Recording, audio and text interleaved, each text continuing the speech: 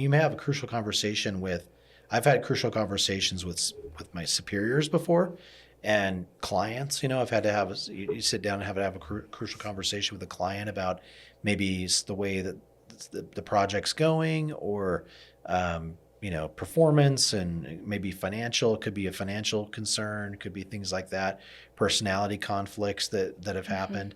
And so we're all dealing with conflicts and issues that are sort of impeding progress in some way, whether it's an employee relationship or just progress in general on a given project or partnership. And those conversations have to happen for things to move forward. Well, and what's interesting about those, Carson, is you no matter how much preparation you put into it, right? I don't know if you've ever caught yourself doing this. You prepare for so long, and then actually you sit down to have that actual conversation, and you get, for whatever reason, there's some emotion that's coming out, right? Maybe you're upset about whatever it is you're talking about.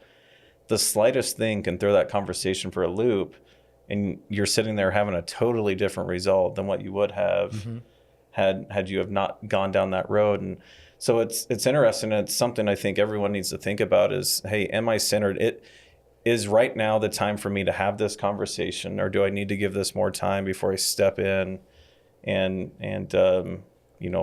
have a different result than what I was hoping to have? Yeah, I've been guilty of that. I get fired up. I was fired up this morning about something, and you got to make sure that the emotions are in check for sure, because that can derail the conversation and lead to a different outcome than what you'd hoped.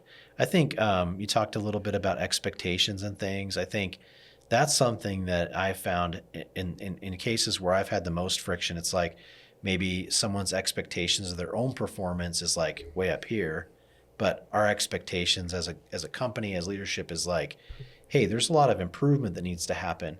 But being able to get them to understand, I've kind of said before, and one of my quotes that the team's heard me say is if they think they're an A already, they may never actually become an A, right? Because there's things that people are seeing about their performance, the way they're interacting with others, or whatever it might be, something that they need to get that feedback. And if they don't get that feedback, then they're going to continue to think they're an A, and that, hey, I'm doing my job perfectly, and I don't know why I deserve, better treatment, better responsibility, whatever it might be.